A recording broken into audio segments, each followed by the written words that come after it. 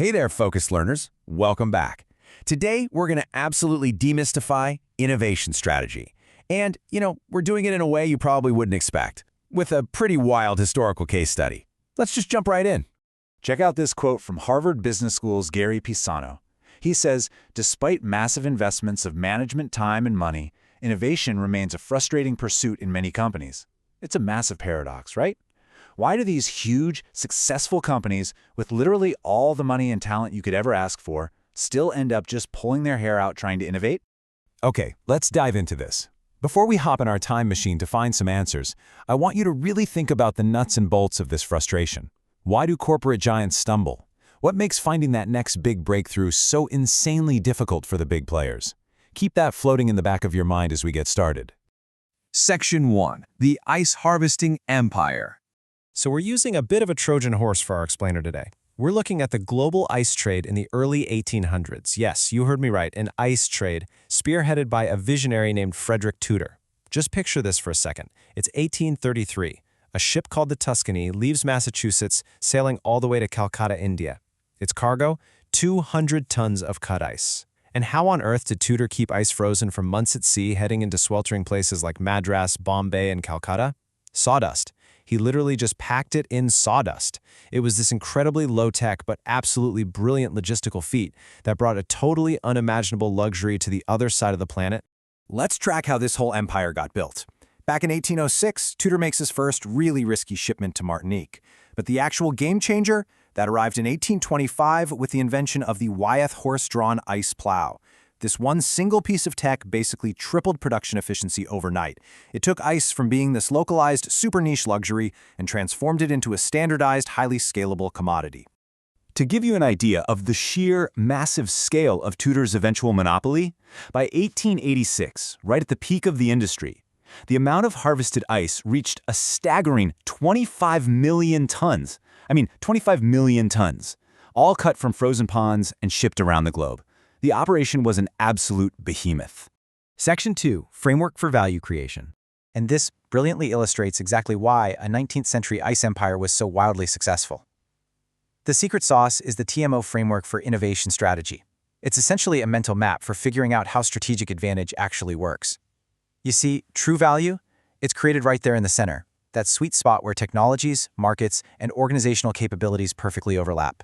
Let's break down how Tudor nailed all three of these spheres. For technologies, he leaned hard into those horse-drawn ice plows, the sawdust insulation, and specially designed dockside ice houses. Then for markets, he didn't just stay local. He expanded aggressively into global ports, sweltering southern U.S. cities, and booming industries like breweries and meat processors.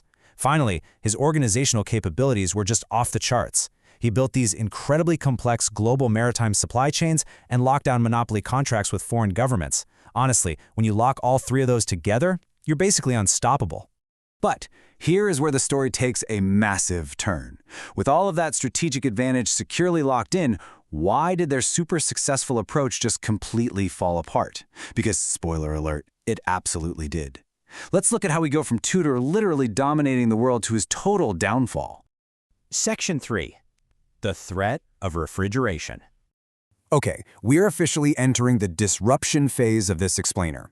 This is where a totally brand new, highly technical capability pops up and threatens the entire established empire. Think about the massive paradigm shift happening here. The old reality, harvested ice, was 100% at the mercy of the weather. You needed abundant cold, seasonal labor, and access to fresh ponds. But the new world? Machine ice.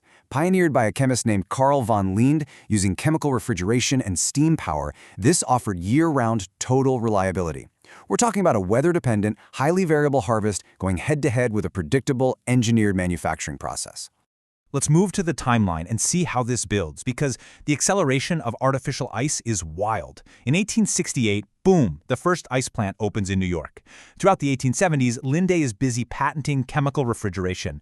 And then 1879 hits and we see this explosive boom, 30 different ice plants springing up almost overnight across the U.S. South. So the really crucial point here is that the underlying dependencies of the market completely flipped. Think about it. Rapidly growing industries and regular households, they demanded stable costs. They were completely fed up with the extreme seasonal price spikes that happened every time there was a mild winter and harvested ice was scarce. Machine ice effectively decoupled the product from geography and the weather. It guaranteed supply. And that rock-solid reliability made the market incredibly receptive to this new innovation. Section 4. The Tyranny of Success. So here's our final big analysis. How does a company that is doing literally everything right fall victim to its own monumental achievements? Just look at the numbers. Between 1880 and 1890, the export market for harvested ice just fell off a cliff. It dropped catastrophically from 40,000 tons down to a measly 15,000 tons. Machine ice was just gobbling up their market share. Now, what's really interesting about this collapse is how perfectly it captures the technology S-curve trap. Step 1. The incumbents just keep maximizing the old technology. All through the 1880s, the ice harvesters made these tiny incremental tweaks, better barges, incised edges for the ice, just desperately trying to lower unit costs. But step 2, they completely ignored the brand new S-curve forming right under their noses, machine ice, compressors, and eventually electricity. Which of course leads straight to step 3, rapid obsolescence. They were getting better and better at playing an obsolete game, totally missing that the fundamental basis of strategic advantage had already changed. So it makes you wonder, how on earth could Tudor have avoided this tyranny of success? How can any heavily invested incumbent actually pivot when their core technology, the exact infrastructure that made them a monopoly in the first place, gets completely upended by an entirely new science? Well, here is the big takeaway from all of this. Shaping the future requires you to recognize when the actual basis of strategic advantage shifts during a technology's life cycle. It's about developing a common language for innovation strategy so you don't end up trapped optimizing the past while some competitor is out there literally inventing the future. So take a hard look around your own industry. Are you just refining the ice plow or are you building the refrigerator? Think about that. Thanks for joining me on this explainer and keep your eyes peeled for that next S-curve.